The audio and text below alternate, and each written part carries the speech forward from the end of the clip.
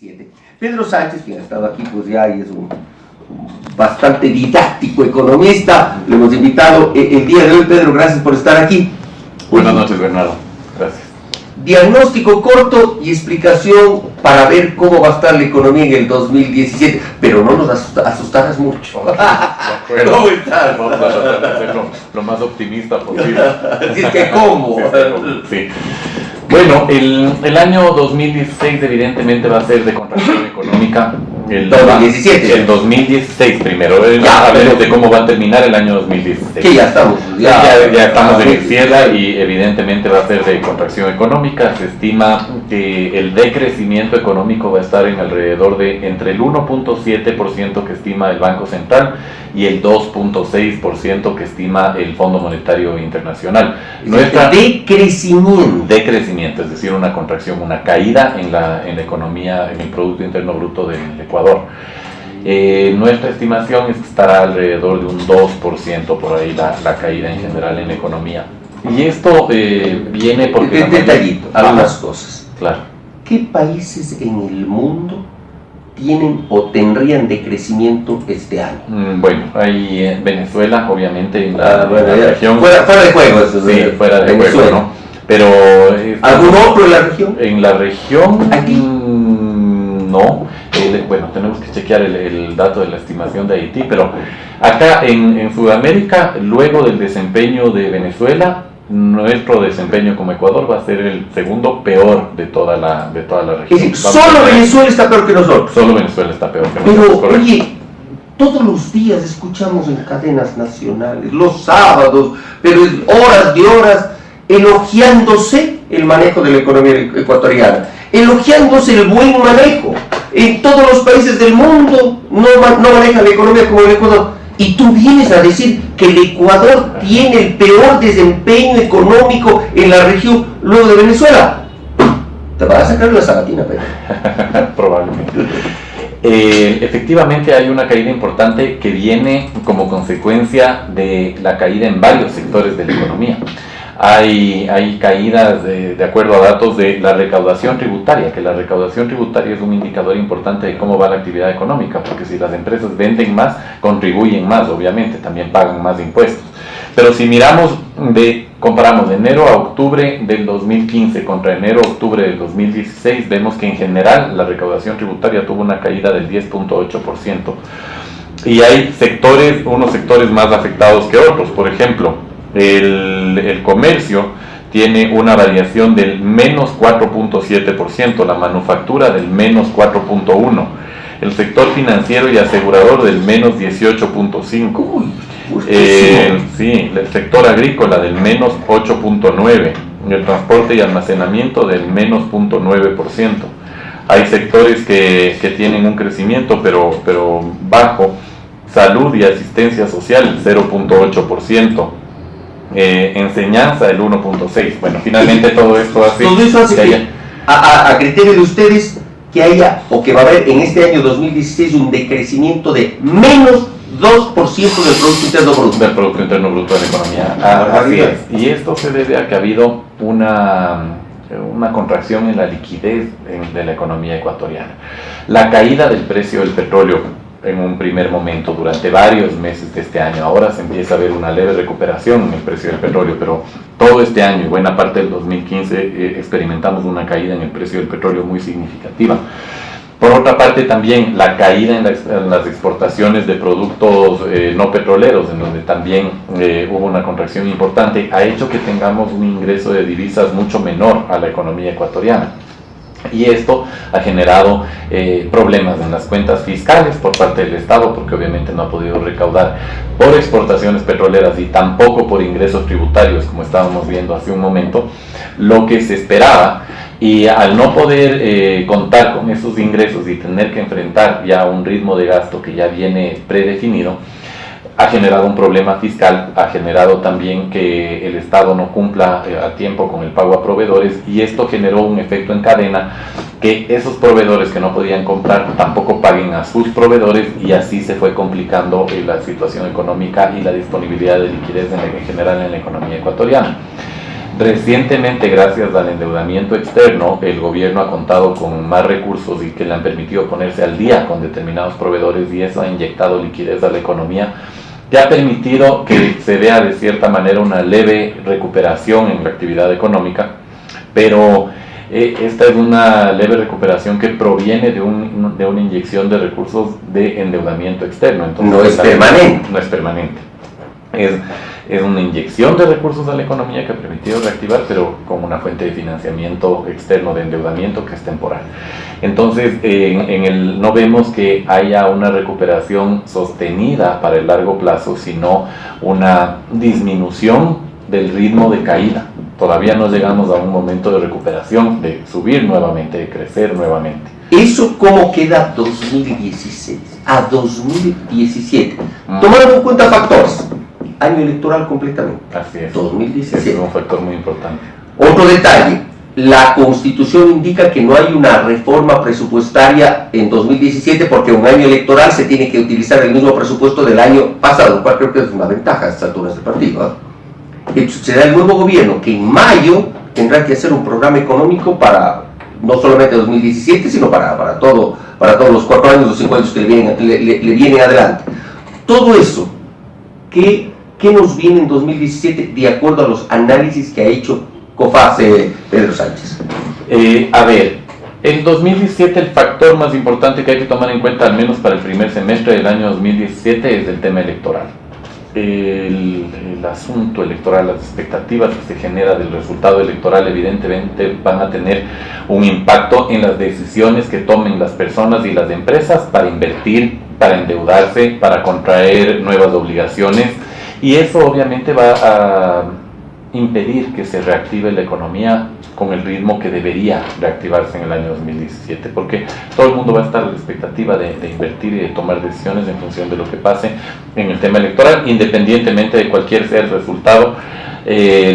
Tanto personas como empresas van a estar esperando a los anuncios del candidato ganador, qué decisiones va a tomar en el programa económico, que son muy importantes y que nos van a afectar a todos en materia tributaria, en materia de endeudamiento externo, en materia de fomento a la producción, en fin. Todas las decisiones que vaya tomando el nuevo gobierno para sus primeros 100 días harán que los agentes económicos, es decir, las personas y las empresas, estén a la expectativa de ver qué es lo que pasa. Entonces, no esperamos que haya una recuperación, al menos en el primer semestre del año 2017, una recuperación significativa. La economía todavía va a estar convaleciente, no ya fuerte y vigorosa, tomando de nuevo un ritmo de crecimiento. Al contrario, estará muy apagada, es lo que creemos nosotros, por este tema de las expectativas. Hay que tomar en cuenta que un factor muy importante para que se reactive la economía es que haya financiamiento y que las empresas estén tomando créditos para aumentar su actividad productiva, para ampliar la planta, para construir nuevas fábricas, para contratar nuevas personas. Y hoy por hoy esa demanda de crédito no existe. Hay oferta de crédito, la banca está con mucha liquidez y quiere colocar esos recursos, pero no hay la demanda, porque las empresas están a la expectativa de ver qué es lo que pasa para tomar estas decisiones empresariales. Entonces, en la medida en que se vaya reactivando la colocación de crédito... El primer semestre, dices tú... El primer semestre va a ser... Tú utilizaste un término, la economía va a estar apagada. Apagada, sí, exactamente. Convaleciente de una crisis muy fuerte que se ha experimentado en el año 2016 y todavía no en periodo de recuperación, de plena recuperación. Y como detalle, el incremento del encaje bancario de 2 a 5 se va a empezar a notar el próximo mes, porque empieza a aplicarse desde 15. Así es. Pero claro, realmente los efectos se van a sentir el próximo año, a partir de enero del próximo año, así de sencillo. ¿Qué efectos a tu criterio en la economía, en la macroeconomía del Ecuador, tendrá este incremento del 2 al 5% del encaje bancario? La teoría económica lo que recomienda en periodos de crisis es que a través de la política monetaria se pueda fomentar una recuperación de la economía en general. ¿Y eso qué significa?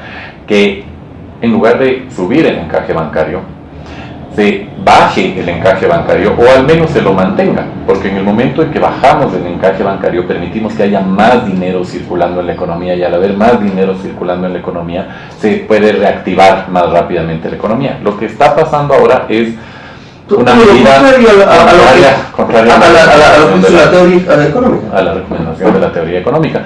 He escuchado los argumentos que ha dado el gerente del Banco Central, en donde ha explicado que la idea de subir del 2 al 5% el encaje bancario es para motivar que la banca coloque los recursos que actualmente los tiene, los ha llamado ociosos en el Banco Central. Yo utilicé otra palabra, en lugar de motivar utilizó la palabra castigar por no haber puesto, por no haber colocado los recursos, es decir, no haber prestado. Exactamente, pero en el fondo lo que hay que entender es que esto es un tema de oferta y demanda, como cualquier otro asunto en la actividad económica, en donde una persona demanda determinado bien o servicio y hay alguien que ofrece. En este caso, la banca tiene la liquidez para ofrecer el crédito, pero si no hay demanda también, ¿qué podemos hacer, no es cierto? O sea, ¿qué se puede lograr si es que las empresas y las personas no están demandando en las cantidades que se esperaría dinero, crédito?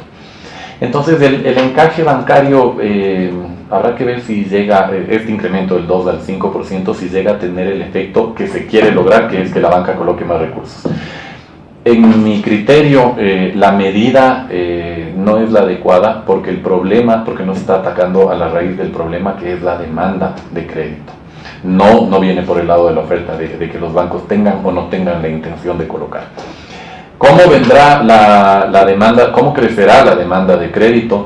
La demanda de crédito crecerá en la medida en que las empresas y las personas tengan expectativas positivas de lo que viene en el futuro y de que tomen decisiones de endeudamiento, como cualquiera de nosotros. Si es que queremos emprender un proyecto productivo o endeudarnos en un bien inmueble, en una casa, edificio, en lo que queramos, en un departamento, lo que sea, tomaremos la decisión en la medida en que veamos que hay seguridad y de que hay posibilidades de que cuando contraigamos esa deuda la vayamos a poder pagar. Y eso significa tener un trabajo estable, tener un ingreso permanente y tener un crédito que tenga una cuota razonable que se pueda pagar en el tiempo. Lo mismo las empresas, para aumentar la planta productiva, para crecer en producción, tomarán la decisión en función de que haya quien demande, quien quiera comprar esos productos, de que haya estabilidad en la normativa que le permitan producir a esa compañía. Entonces, en la medida en que esas señales se vayan dando, la demanda de crédito irá creciendo con el tiempo.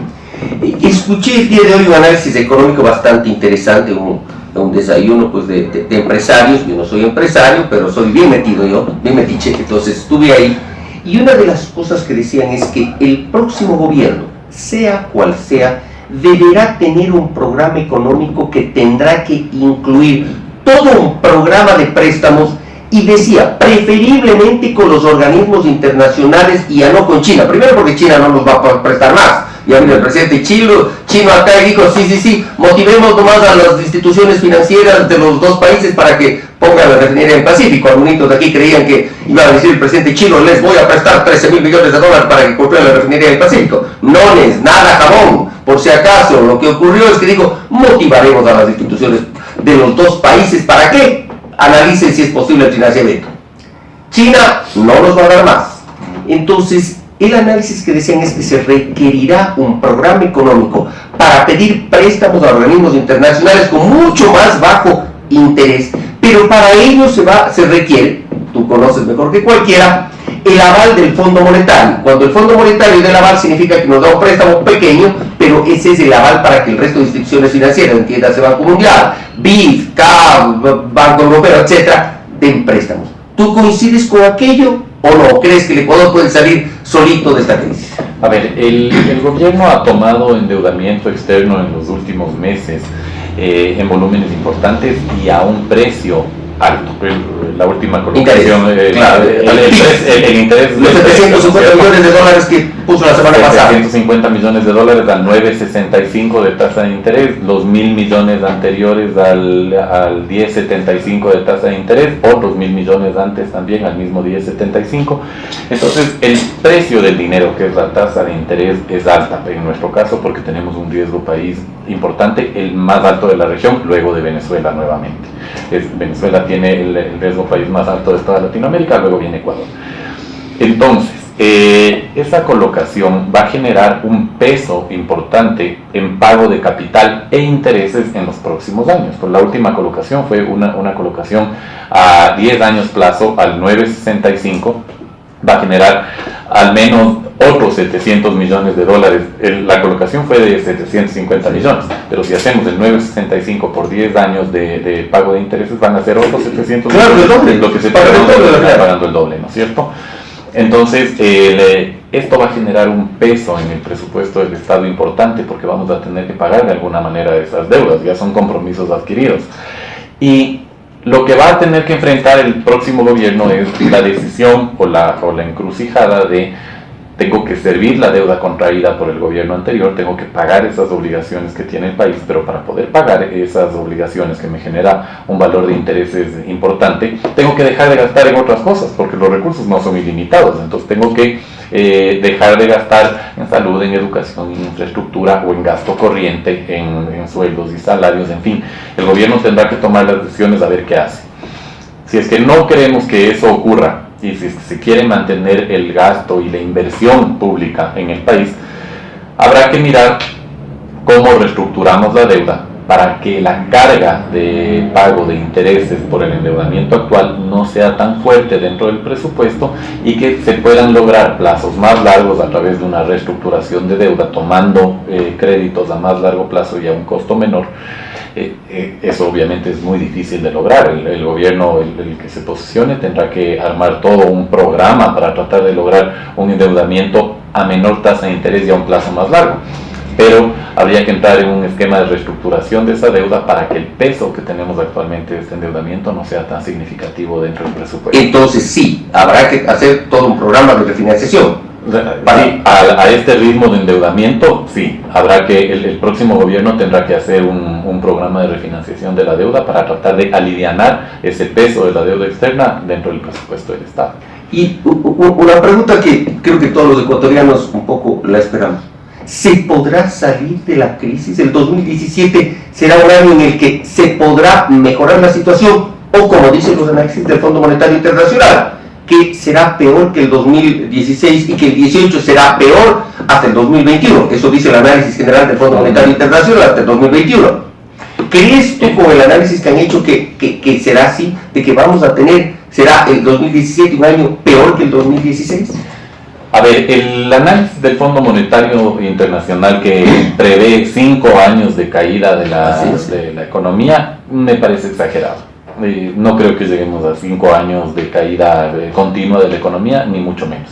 El año 2017 todavía va a ser difícil. Nosotros vemos que al menos el primer semestre del año 2017 va a ser complicado, no va a haber una recuperación, y se esperaría que para el segundo semestre del año 2017 ya empecemos a ver cierta recuperación, pero no podemos asegurar tampoco que va a haber una recuperación de la economía, porque todo está muy vinculado al tema electoral.